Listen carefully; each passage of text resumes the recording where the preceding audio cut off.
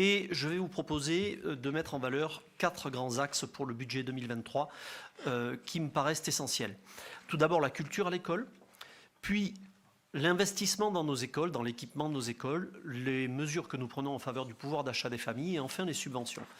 S'agissant de la montée en puissance de la culture, je commencerai par rappeler ce dispositif qui prend de l'ampleur chaque année, donc le dispositif 100% culture à l'école, dont je rappelle qu'il permet 12 heures d'enseignement artistique et culturel par classe et par an, donc pour chacun de nos élèves. Alors ça touche à la musique, au patrimoine, à la littérature, aux arts plastiques, à l'image, au spectacle vivant. Et ce sont désormais 81 écoles qui, en septembre prochain, bénéficieront de ce dispositif, contre 51 écoles cette année. L'objectif étant qu'à la rentrée 2025, 100% de nos écoles, 100% de nos classes, 100% de nos élèves bénéficient de ce dispositif.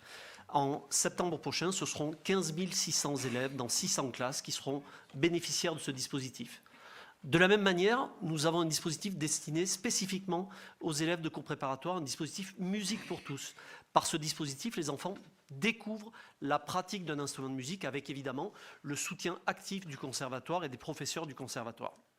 162 classes, 3240 élèves de CP bénéficieront de ce dispositif à la rentrée prochaine.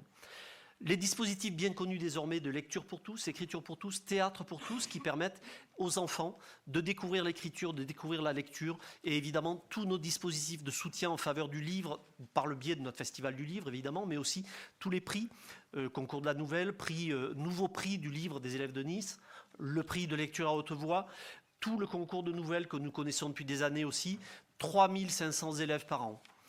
En sens inverse, jusqu'à maintenant, nous amenons la culture vers les enfants. En sens inverse, nous avons le dispositif Grandir en culture qui lui permet l'accueil de nos jeunes niçois dans nos établissements culturels, qu'il s'agisse des musées, des bibliothèques, de toutes nos structures patrimoniales évidemment, de l'opéra évidemment, cher Marc. Et ce sont, avec ce dispositif Grandir en culture, près de 100 000 élèves par an à Nice qui bénéficient de la découverte de lieux culturels. 30 000 élèves qui découvrent au moins 3 fois par an ce dispositif. Deuxième chapitre, les 12,5 millions d'euros d'investissement en faveur de nos écoles, qui financent évidemment l'entretien et l'équipement de nos écoles et le plan numérique en particulier, les travaux d'amélioration du confort thermique, d'étanchéité, de remplacement des huisseries, les aménagements pour le dédoublement des classes de grande section, de CP, de CE1. Nous avons déjà dédoublé 83 classes à l'instigation du gouvernement. Nous avons mis en œuvre le nécessaire pour que 100% des classes, à chaque fois que c'est nécessaire, puissent être dédoublées. Nos ateliers scolaires, qui intervenaient jusqu'alors à près de 9 000 fois par an et qui désormais interviennent près de 12 000 fois par an, c'est-à-dire plus de 32 fois par jour, week-end inclus, dans nos écoles. Nous finançons aussi des opérations de plus grande envergure, bien sûr. La création du groupe scolaire dit du comptoir métallurgique du littoral pour 2,5 millions d'euros. La construction d'un restaurant scolaire pour l'école des Magnolias pour 1,5 million d'euros. Et en complément, évidemment, comme ça a été présenté par mes collègues Richard Chemla et Pierre-Paul Néonelli, le verdissement de nos cours d'école pour 500 000 euros par an. Je remercie évidemment, comment ne pas le faire, Pierre Fiori pour son engagement à nos côtés pour nos enfants, pour nos écoles et pour l'avenir de ces enfants. Troisième chapitre, les mesures pour la préservation du pouvoir d'achat. Je rappelle que nous maintenons les crédits pédagogiques en faveur de nos écoles, 1,2 million par an, destinés à l'acquisition de fournitures scolaires, des fournitures scolaires d'ailleurs choisies et distribuées par les enseignants eux-mêmes, des cahiers, des livres, des ramettes, des crayons, de la peinture, des jeux, des petits équipements sportifs. Nous maintenons les tarifs de la restauration scolaire, comme ça a été dit, à 0,80 ou 1 euro pour les maternelles et pour les élémentaires. Je précise quand même que ce sont parmi les tarifs les moins chers de France pour des repas d'une très grande qualité préparés par notre cuisine centrale, qui, au passage, a distribué sur l'année dernière 3,8 millions de repas, c'est-à-dire plus de 24 000 repas par jour, à la fois pour les scolaires et pour la petite enfance. Rappelons aussi que la mission de la commune et donc de la cuisine centrale, au passage, c'est aussi d'éduquer les enfants au gaspillage, à la préservation de notre avenir, au tri sélectif des déchets. Nous maintenons les tarifs de nos activités périscolaires, évidemment, dans les cantines, à la garderie, à l'étude, et de nos accueils de loisirs. Et évidemment, je remercie très chaleureusement notre collègue Marie-Claire Lelouch pour son travail à nos côtés dans ce sens. Le maintien du forfait communal. Vous savez que la ville verse chaque année un forfait communal aux écoles privées.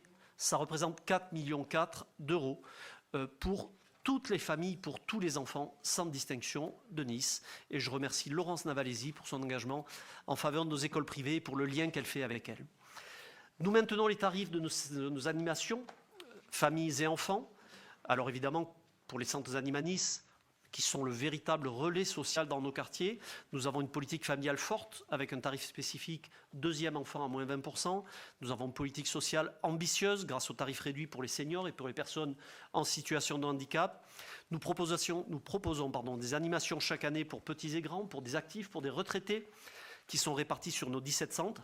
Et ce sont 93 activités différentes qui sont proposées dans nos centres, et notamment des spectacles à 3 €, une semaine de stage de vacances à 40 €.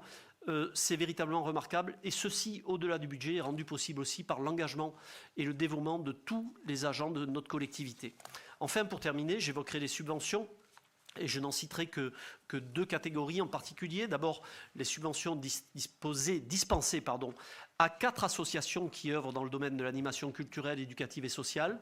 La Semeuse, Agora Nice Est, Forum Nice Nord, et qui viennent compléter très utilement l'action de la ville en ce sens pour 1 032 400 €. Et enfin, évidemment, notre identité niçoise qui permet, comme notre maire le dit souvent, d'avoir des racines et de pouvoir s'élever ensuite. Cette identité niçoise, nous la subventionnons au travers de nos associations pour un montant de 126 600 €. Et c'est une délibération qui sera présentée par notre collègue Robert Roux, qui prendra la parole après moi. Je vous remercie, mes chers collègues.